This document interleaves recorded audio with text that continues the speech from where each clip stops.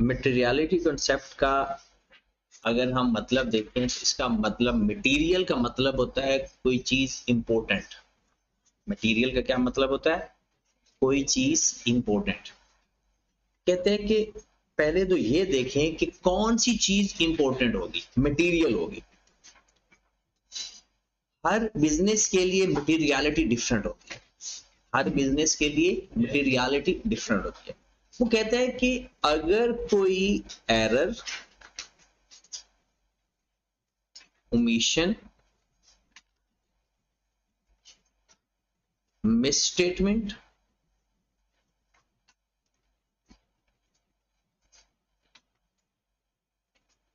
Error का मतलब क्या हो गया?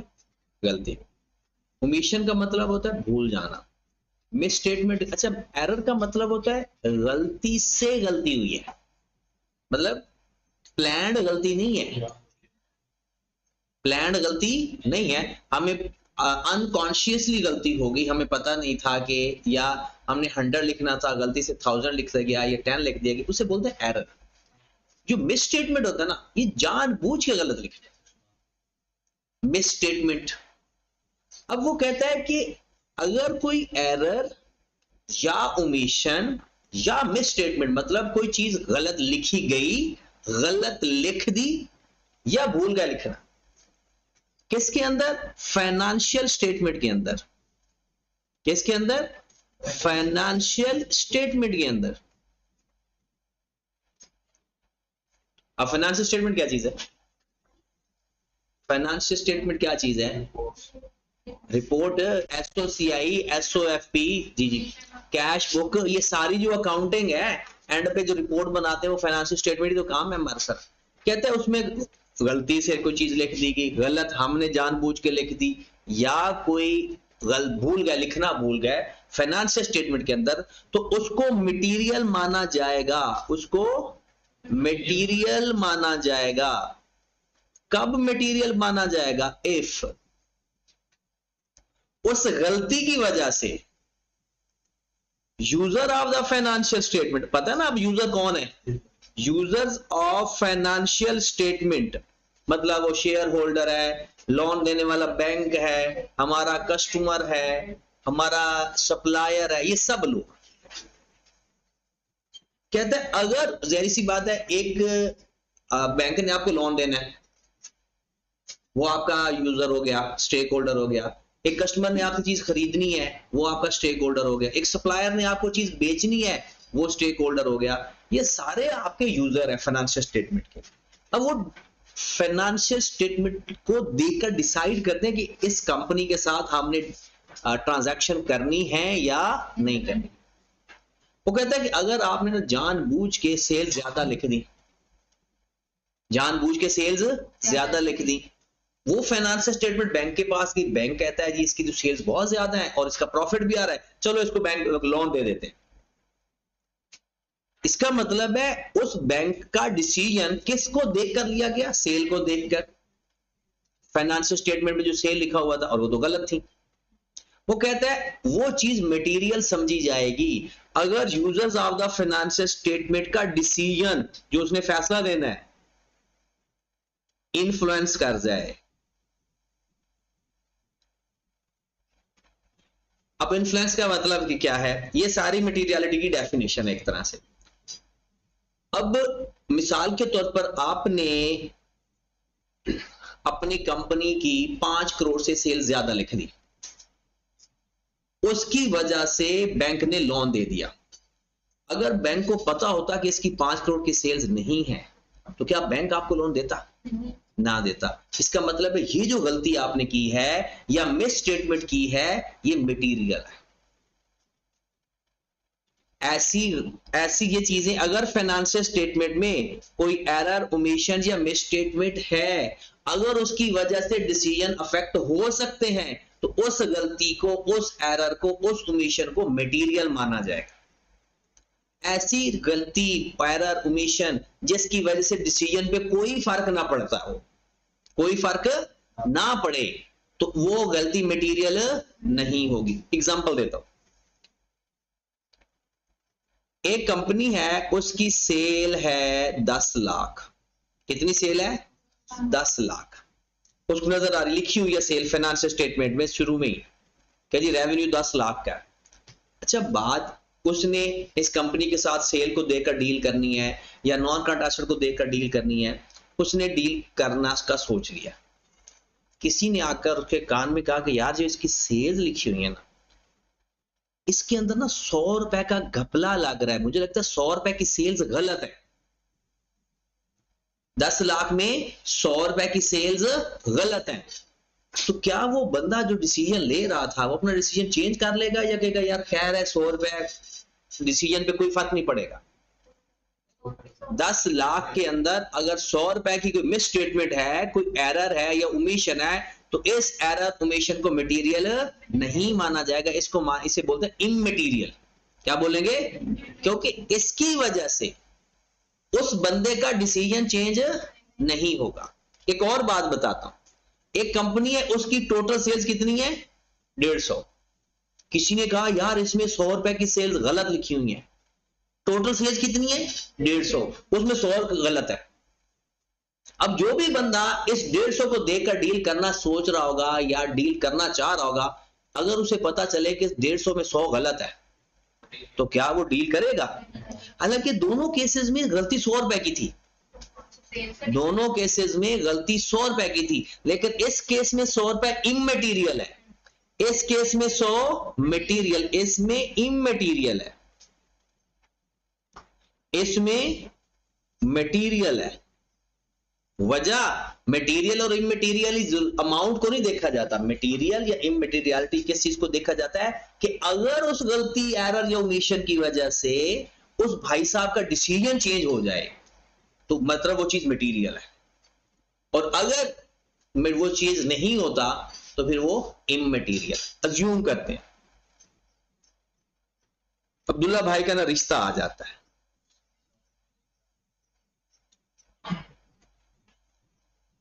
अब वो रिश्ते वालों को पता चलता है कि ये ना सोता बहुत है, फिर ये ना क्रिकेट भी बहुत खेलता है, और इस तरह की 2-3 बातें करते हैं, तो ये कुछ फैक्टर हो गए। फिर दूसरा रिश्ते वाले, यदि उस रिश्ते वालों को पता चलता है कि अब्दुल्ला भाई चर्च पीता है, मतलब कोई शदीद किस्म का नशा करता है, ठीक नशेई है, ताश खेलता है, फलाना ढमकाना। अब देखिए ऊपर वाली चीजों की वजह से अगर इन दोनों में से हो सकता है जो रिश्ते वाले वो भी इसी तरह नशेई हो, तो फिर तो वो कहेगा चलो बहुत अच्छा होगा। तो अगर उनका डिसीजन इन फैक्टर की वजह से चेंज हो जाए, मतलब वो कहेगा नहीं हमने यहां पर रिश्ता नहीं करना, मतलब वो चीजें मटेरियल है। उन लोगों के लिए हो सकता है कि यार ये शरीफ लोग है, हमारा इनके साथ गुजारा नहीं होगा, तो हम नहीं करते इनके साथ रिश्ता, तो फिर वो मटेरियल हो जाएगा। तो मटेरियल चीज वो होती है जिसकी वजह से डिसीजन इन्फ्लुएंस हो। ऐसे factors error omission financial statement के अंदर पता चले, बाद में डिसीजन पे कोई फर्क ना पड़े, तो वो चीजें मटेरियल नहीं है। जैसे पता चला आप ऑडिटर हो, ऑडिटर को पता चला कि एक छोटी सी बात करते हैं, आयरन स्केल की बात करते हैं, आयरन स्केल की बात कर लेते हैं, पता है ना आयरन स्केल का, चाहे कैलकुलेटर की बात कर लेते हैं, फिर हम स्टेपलर की बात कर लेते हैं, पेपर पंच की बात कर लेते हैं, वो होल्डर पेपर होल्डर की बात कर लेते हैं, पेपर वेट की बात कर लेते हैं, वो जो पेपर के ऊपर नहीं वो ऐसे वट्टा सा रखा होता प्यारा सा, ताकि वो पेपर उड़े ना, ऑफिस के अंदर आपको देखा होगा। अब मुझे बताएं एक, ये ऑलमोस्ट सारी चीजें किस कैटेगरी में आती हैं?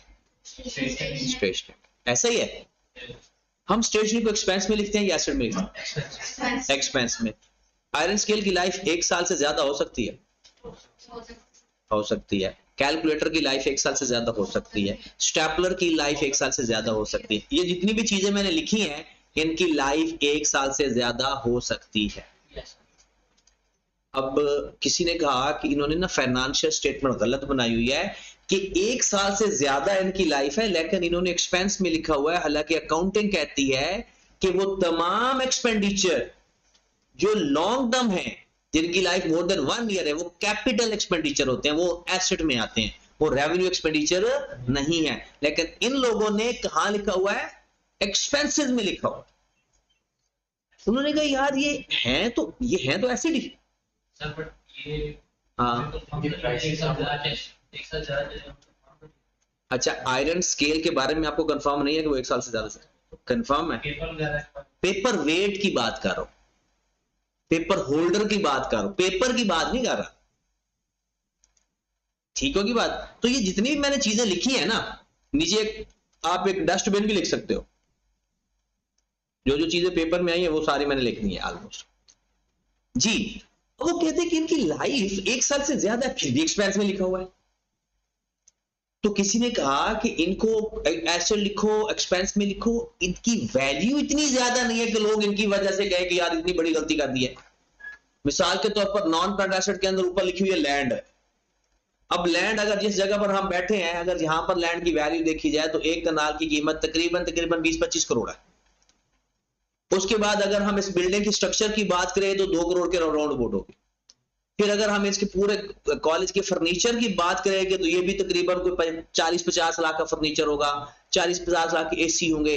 वो सारी वैल्यू देखे नीचे हमने लिखा हो जी स्केल 150 रुपए, मतलब नॉन कट लिखे हुए हमारे सारे, लैंड लिखी हुई है, बिल्डिंग लिखी हुई है, प्लांट एंड मशीनरी लिखी हुई है, व्हीकल लिखा हुआ है, सारा कुछ लिखकर एंड पे हमने क्या लिखा हुआ है? स्केल 150 रुपए, कैलकुलेटर 1500 रुपए, पेपर वेट 75 रुपए।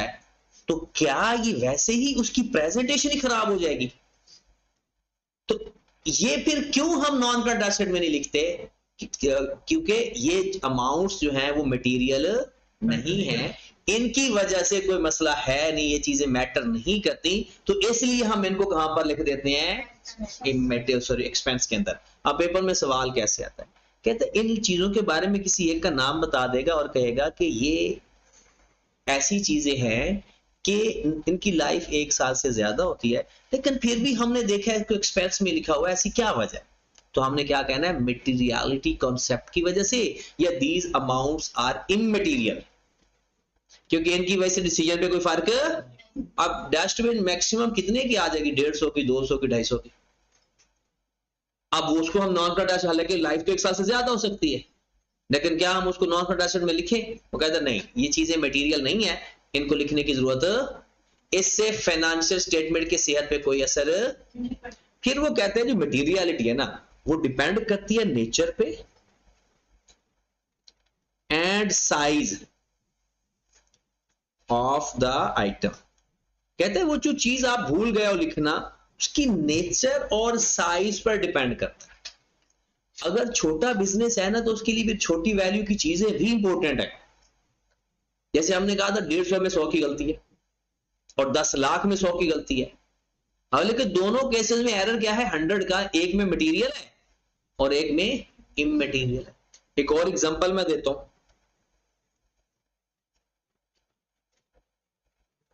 सपोज दैट आपके घर में क्या रखते हैं? लेमन पड़े हुए थे। आपकी अम्मा जी कहती हैं 2 लेमन गायब है, रोला डाल दिया उन्होंने, तो 2 लेमन गायब है। तो आपके अब्बा तो क्या कहेंगे?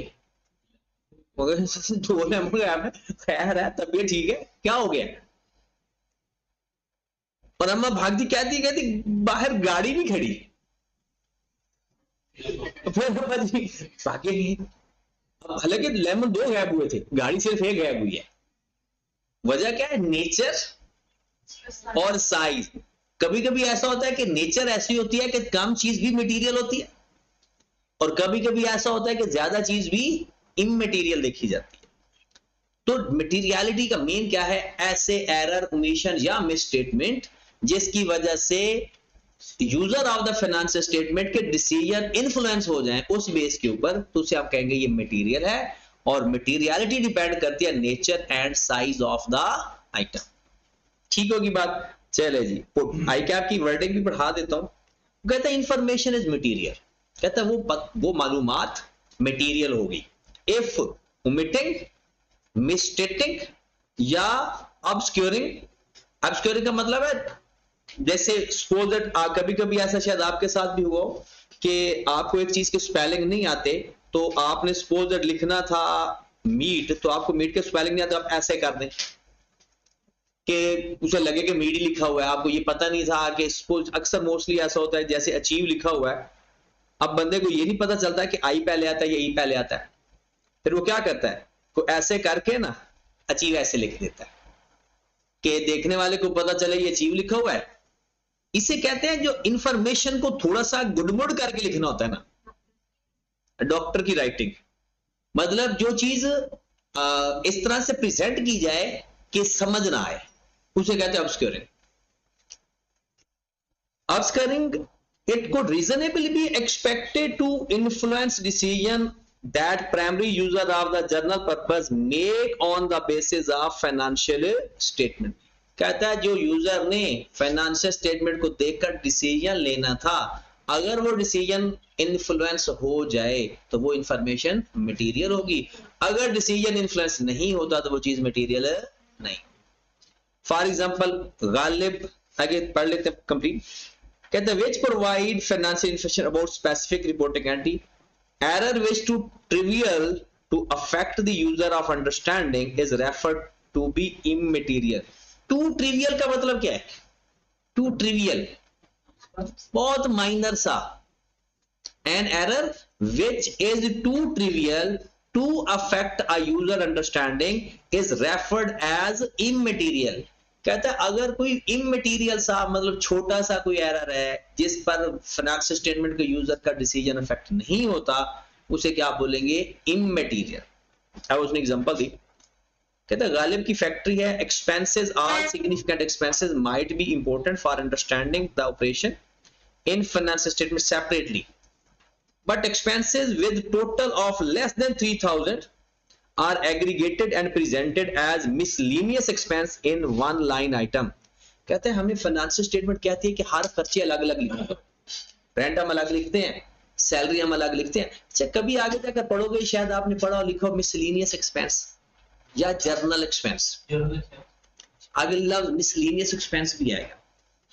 अब अकाउंटिंग कहती है हर खर्चा अलग अलग लिखा करो, हम भी लिखते हैं, रेंट का लेजर अलग बनाते हैं, सैलरी का लेजर अलग बनाते हैं, बिल का लेजर अलग बनाते हैं, बट वो कहते हैं कि कुछ छोटे छोटे एक्सपेंसेस इतने ज्यादा होते हैं कि अगर हम लेजर बनाएंगे तो हमारी अकाउंटिंग की कॉस्ट बहुत ज्यादा आ जाएगी, ज्यादा लेजर बन जाएंगे। तो ऐसा करते हैं कि उन सबको इकट्ठा करके ना छोटे छोटे खर्चों को एक ही लेजर में लिख देते हैं, क्योंकि वो मटीरियल नहीं। अब वो कैसे मटीरियलिटी सेट होती है, वो कहते हैं अच्छा यार ये ना 5000 से नीचे वाले जो खर्चे हैं ना, 5000 से नीचे वाले उनका एक ही लेजर बना दो, जो 5000 से ऊपर वाले खर्चे होंगे ना उनका अलग लेजर बना दो, और जो 5000 से नीचे वाले उनका सबका इकट्ठा लेजर बना। वजह कि 5000 से नीचे क्या है, इमटेरियल। अब एक कंपनी है, उनका जो सालाना सैलरी का खर्चा आता है ना वो करोड़ों के हिसाब से, अब वो जो छोटी सैलरी रेंट करोड़ों के हिसाब से है, बिजली की बिल करोड़ों के हिसाब से आ रहे हैं, और जो बाकी फिर जो किसी को चाय पिला रहे हैं या किसी को इस तरह के काम कर रहे हैं उसके लिए जो खर्चा कोई किसी का 1000 है पूरे साल का, किसी का 1500 है, किसी का 2500 है, वो कहते हैं कि यार इनके लेजर बनाने के बजाय ना जितने भी छोटे छोटे खर्चे हैं ना उनका इकट्ठा बना दो। क्यों, क्योंकि इसकी वजह से कोई फर्क नहीं पड़ेगा, वो चीजें इमटेरियल है। वो पैटी कैश बुक तो अलग से अगर आप मेंटेन कर रहे हैं, वो तो कैश का में रिकॉर्ड है, हाँ वो उसका कैश का रिकॉर्ड है ना, वो उस कैश के रिकॉर्ड में जाकर उसका टोटल करके भी आप इकट्ठा कर सकते हैं। उसके बाद वो कहता है there is no absolute measure, हाँ ये देखिए वो कहता है there is no absolute measure of materiality. कहता है मटेरियलिटी की कोई अमाउंट डिफाइन नहीं है, कोई परसेंटेज डिफाइन नहीं है कि ये मटेरियल होगा और ये इमटेरियल होगा।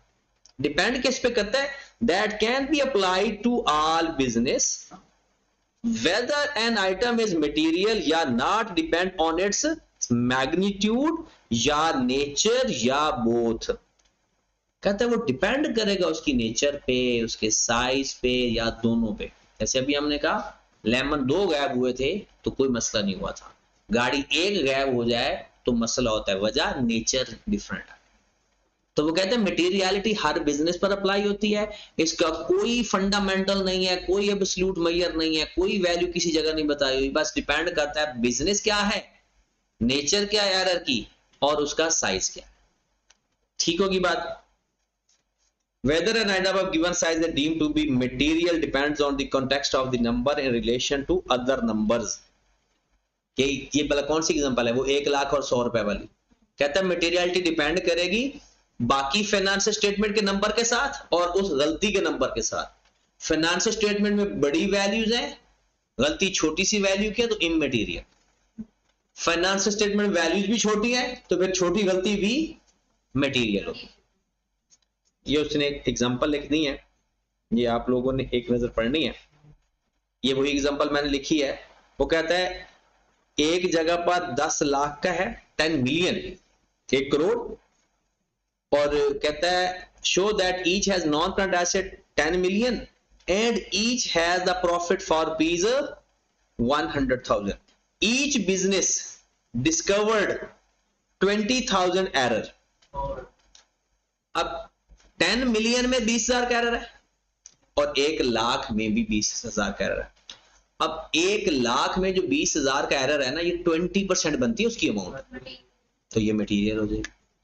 और अगर 10 मिलियन में देखा जाए तो उसमें अगर 10 मिलियन को 20,000 को 10 मिलियन पे डिवाइड करें तो ये 2% से भी कम बनती है। अब वैसे कहा जाता है कि अगर एरर का साइज 5% से कम होना तो इमटेरियल माना जाता है, लेकिन ये कोई रूल नहीं है। वैसे कहा जाता है कि अगर 5% ऑफ प्रॉफिट वैल्यू कम है तो उसको हम क्या मानेंगे, मटेरियल, इमटेरियल सॉरी। यहां पर उसने ये दोनों का रिलेशन बता दिया। Business are some time placed under legal obligation to disclose certain information in their financial statement. हाँ, कभी कभी लीगल ऑब्लिगेशन होती है। बिजनेस कहता है भाई ये खर्चे तो आपने लाजमी सेपरेटली लिखने ही लिखने हैं। नहीं, लीगल ऑब्लिगेशन है। मतलब बिजनेस कहता है कि भाई सपोज दैट, आपको पता है रिलेटेड पार्टी का कॉन्सेप्ट हम पढ़ेंगे। रिलेटेड पार्टी उसे कहते हैं कि मतलब आपने अपने किसी, अगर अभी तो मैं इतना ही बता सकता हूं, मैं एसोसिएट वगैरह तो नहीं बता सकता कि क्या चीजें होती हैं, कि अगर आपने किसी रिश्तेदार को चीजें सेल की हैं, अब हो सकता है आपने उसको गलत लिख दी, या आपका भाई आपकी कंपनी में जॉब करता है, आपने जानबूझकर उसकी सैलरी ज्यादा लिख दी, घर जाकर पैसे वापस ले लिए उससे, और बिजनेस में सैलरी ज्यादा शो कर दी तो प्रॉफिट कम आ गया, टैक्स भी कम लगेगा। तो फिर लॉ कहता है कि अगर आपका कोई रिश्तेदार है, कोई रिलेटेड पार्टी है, कोई जान पहचान वाला है जो आपके साथ डील कर रहा है बिजनेस में, आपके बिजनेस के साथ, तो वो चाहे छोटी सी छोटी डील भी हो ना, 1 रुपए की भी डील हो ना, आपने अलग से डिस्क्लोज करनी है। मतलब वो मटेरियल ही मानी जाएगी। रिलेटेड पार्टी के ट्रांजैक्शन, रिलेटेड पार्टी के साथ ट्रांजैक्शन चाहे छोटी हो बड़ी हो, वो क्या मानी जाएगी, मटेरियल मानी जाएगी। उसकी अमाउंट भी नहीं देखी जाएगी कि वो 5% है, 2% है, 1% है। वो 1 रुपए की भी ट्रांजैक्शन होगी ना तो मटेरियल मानी जाएगी। क्यों? क्योंकि उसके ऊपर लीगल ऑब्लिगेशन आ गई। तो कुछ ऐसी चीजें होती हैं, उसके बाद फिर वो ये नहीं देखता साइज क्या है, नेचर क्या है, वो मटेरियल ही मानी जाएगी। Omission of such due to their nature always material. कहता है ये हमेशा मटेरियल होंगी regardless of size and amount. फिर उसके बाद है जी कंप्लीटनेस।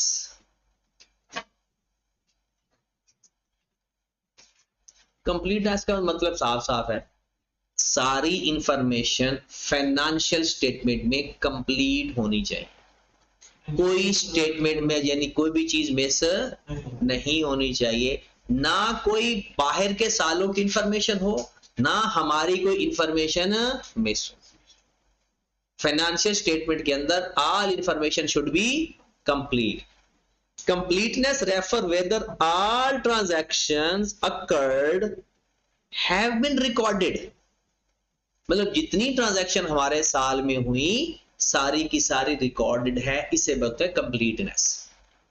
Should be recorded. आगे वो ऑब्जेक्टिव ऑफ द फाइनेंशियल, बाकी तो सारी ना आगे वो इंफॉर्मेशन लिखी हुई है। वो कहता है कि यूजफुल कब होगी, जब सारी चीजें कंप्लीट होंगी, subject to materiality and cost. कहता है ये भी देखना है कि वो इंफॉर्मेशन मटेरियल भी होनी चाहिए, इमटेरियल चीजों पर टाइम वेस्ट नहीं करना। कहता है कि मटेरियलिटी के लिहाज से और कॉस्ट के लिहाज से सारी इंफॉर्मेशन कंप्लीट होनी चाहिए, उसे बोलते हैं कंप्लीटनेस कॉन्सेप्ट। कहते हैं if it is not material या and greater accuracy is not required, the cost obtaining the extra information is more than the benefit, the information will provided to its cost। इसका मतलब क्या? कहता है पहली बात कि आपने सारी ट्रांजैक्शन कंप्लीट लिखी, अगर वो मटेरियल है और कॉस्ट इफेक्टिव है। ये कॉस्ट इफेक्टिव किसे कहते हैं? Cost effective information. ये बात वैसे हर जगह आप पढ़ोगे, इकोनॉमिक या कॉस्ट इफेक्टिव, एक ही बात है, इकोनॉमिक या कॉस्ट इफेक्टिव। एक्सपेंस इफेक्ट होगा और कैपिटल चीजें इफेक्ट होगी। साजिद कॉस्ट इफेक्टिव,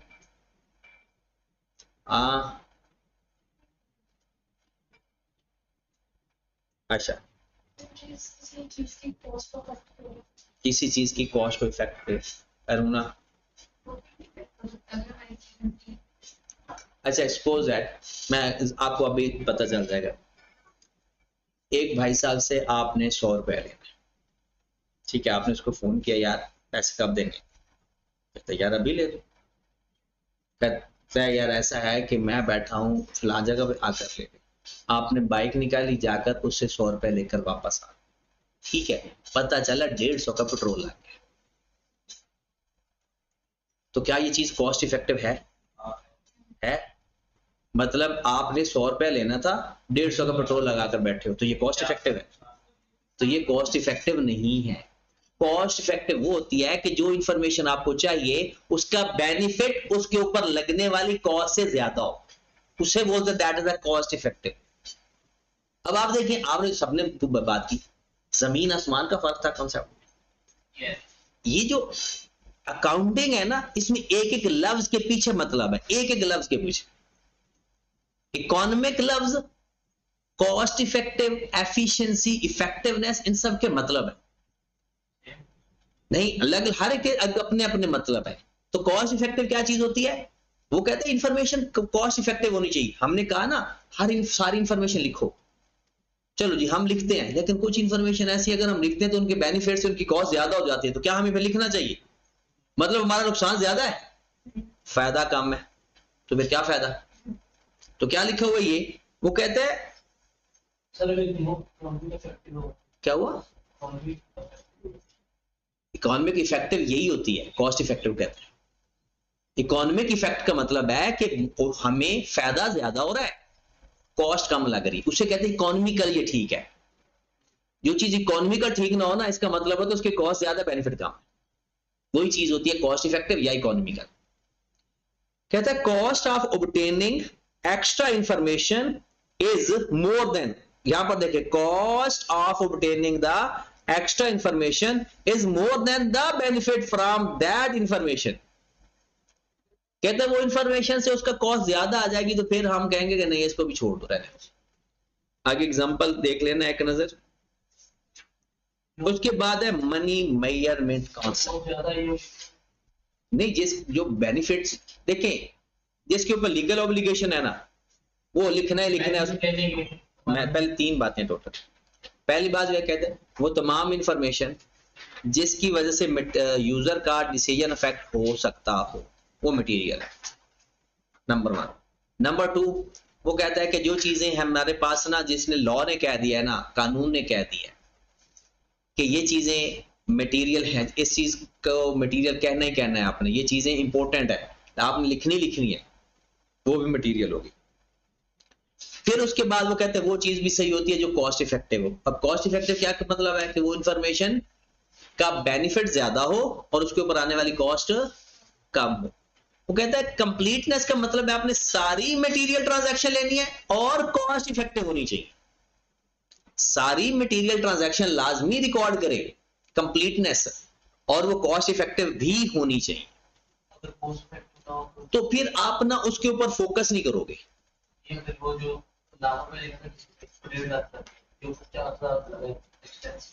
नहीं, वो तो एग्जांपल दिया कॉस्ट इफेक्टिव की, ये इंफॉर्मेशन की बात हो रही है, इंफॉर्मेशन प्रोवाइड करना।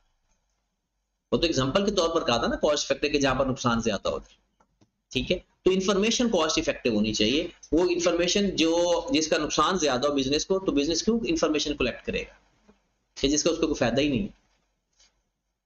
हाँ जी, मैं मनी मेजरमेंट बेस एक और छोटी सी चीज बताता हूँ। किसी बंदे ने आपको कहा कि यार आप पेपर देकर आए, पेपर देकर घर बैठे थे, तो किसी ने कहा कि यार मुझे ना आप 10,000 रुपए दे, मैं आपको पेपर की इंफॉर्मेशन देता हूँ। आप क्या कहोगे? पेपर तो मैं दे चुका हूँ। क्या आप 10,000 देना कॉस्ट इफेक्टिव है? मतलब उसका कोई बेनिफिट है? लेकिन अगर वो पेपर से पहले आ जाए और आपसे ये कहे कि यार 10,000 में ना मैं आपको पेपर बताता हूँ सारा, अब ये क्या चीज है? कॉस्ट इफेक्टिव है, क्योंकि अब ये आपको बेनिफिट दे सकती है, ये 10,000 आपको बेनिफिट दे सकता है।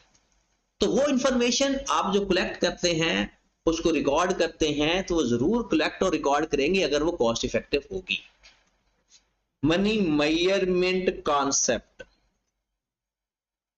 मनी मेजरमेंट कॉन्सेप्ट का मतलब क्या है? ये हमने पढ़ा हुआ है, मतलब हर जनरल एंट्री के अंदर करते हैं, कैलकुलेट करना, और दोनों साइड सेम होनी चाहिए, वो ड्युअलिटी कंसेप्ट होता है। थोड़ा सा फोकस करो, मनी मेजरमेंट कॉन्सेप्ट का मतलब, वो ट्रांजैक्शन रिकॉर्ड करनी चाहिए जिसका मॉनिटरिंग करना।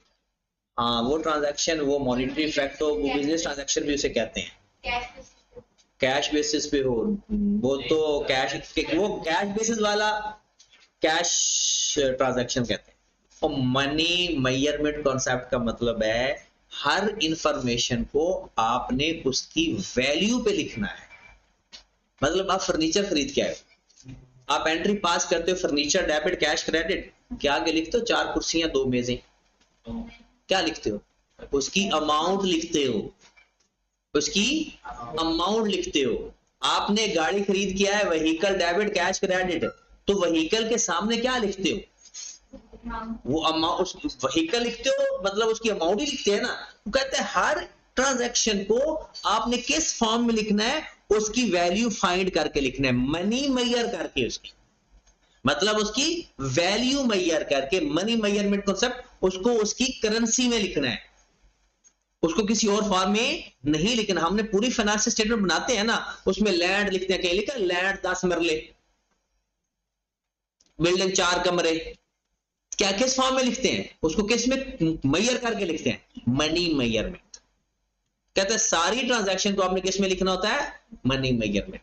तो लिखा हुआ है the money measurement concept is an accounting principle that require business to only record transaction that can be quantified in money. Quantified in money, यानी मनी में मेजर करके लिखना है, बाकी और किसी सूरत में नहीं लिखना।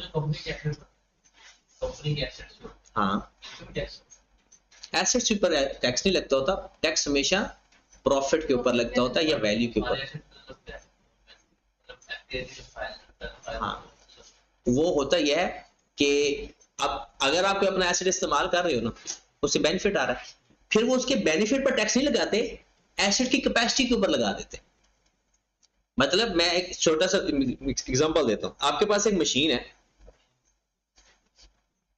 वैसे अगर मैं एक सादा एग्जांपल, मशीन है आपके पास, अब एफबीआई कहता है कि आप इस मशीन को इस्तेमाल करते हो ना, आप इस्तेमाल करते हो, सपोज दैट 500 यूनिट बनाओगे और आप इस हर यूनिट को बेचोगे 100 रुपए का, तो आपके पास ये इतना आ जाएगा, फिर अपने खर्चे माइनस करके इतना प्रॉफिट आ जाएगा, उसके ऊपर वो टैक्स लगा देता है।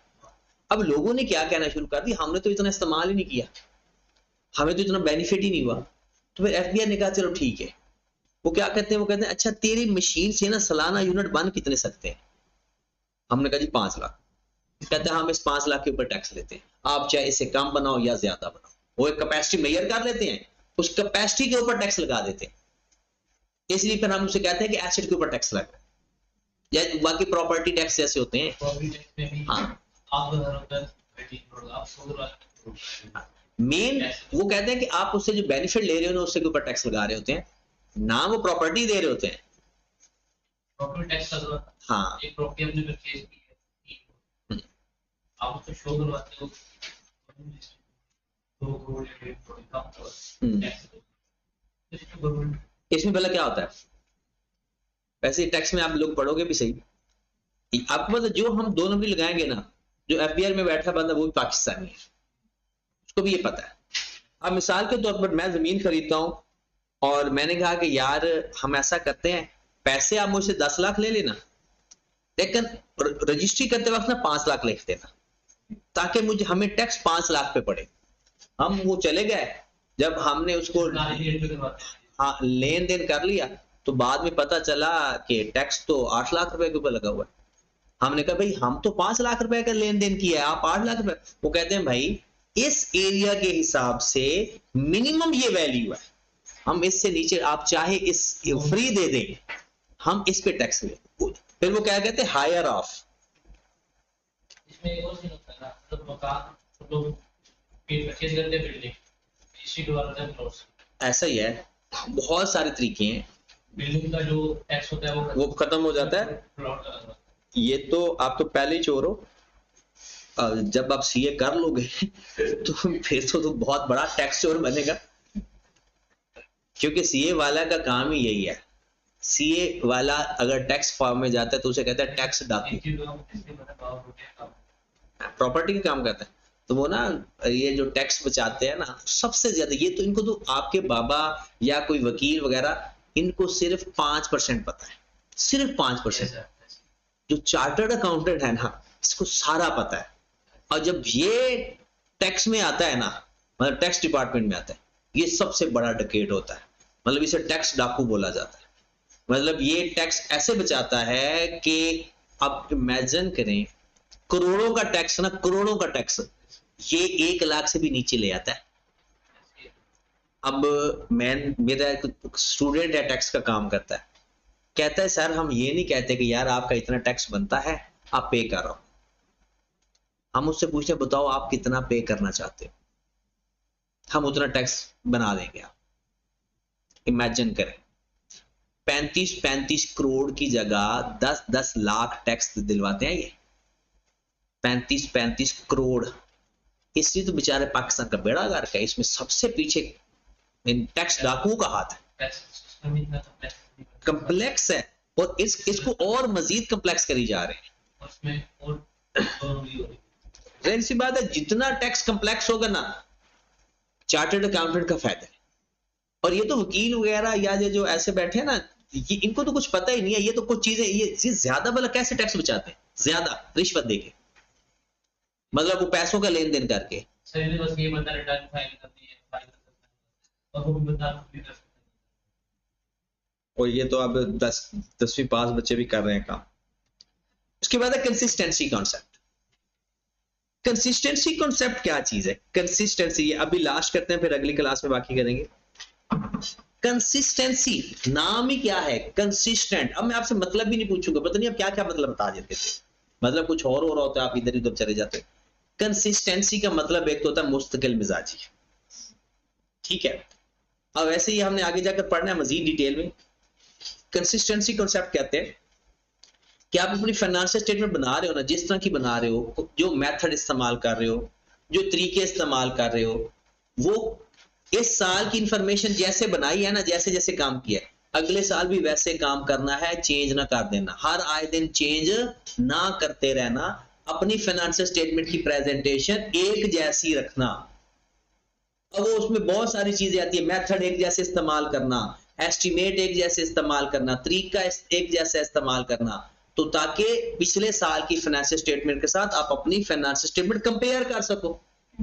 अब ऐसा तो नहीं होना चाहिए ना, पहले आपने मेथड कोई और इस्तेमाल किया, अगली दफा कोई और मेथड इस्तेमाल कर दिया। अब मेथड क्या होते हैं? डेप्रिसिएशन के मेथड होते हैं, इन्वेंट्री को फाइंड करने के मेथड होते हैं, कई तरीके हैं।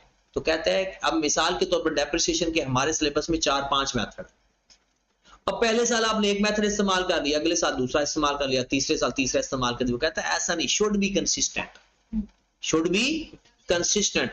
आपने मुस्तकिल मिजाज रहना है, हर साल एक जैसी प्रेजेंटेशन रखनी है।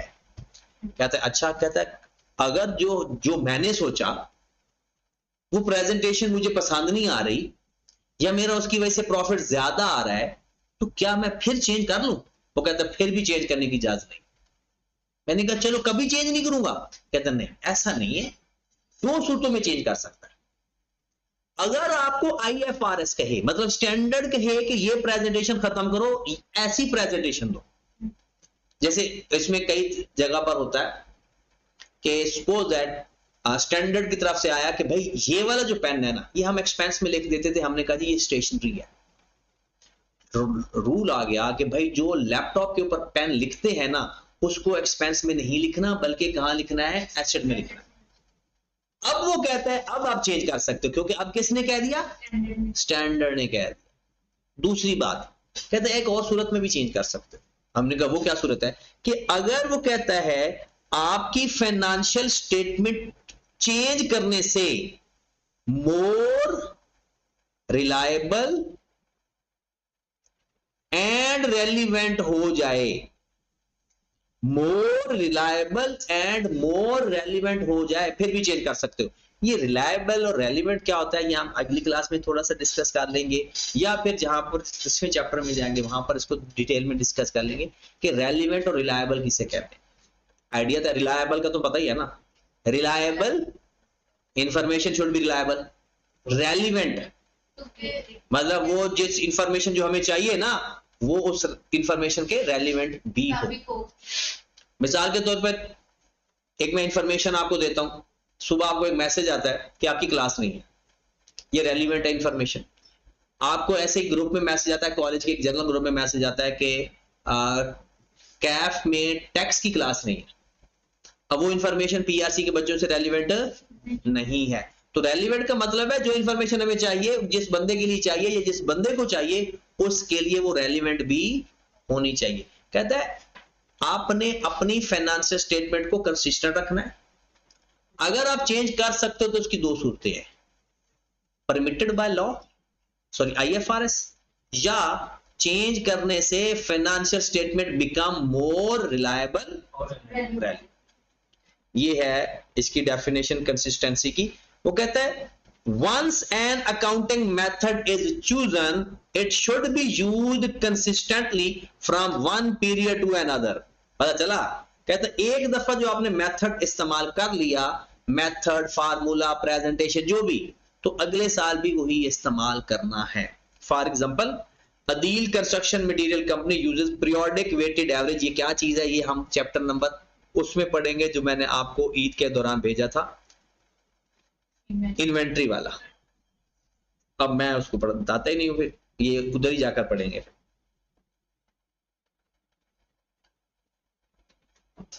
चलें जी आगे, हम ये सारा एक नजर पढ़ लेना, अभी पढ़ लेना यहां तक।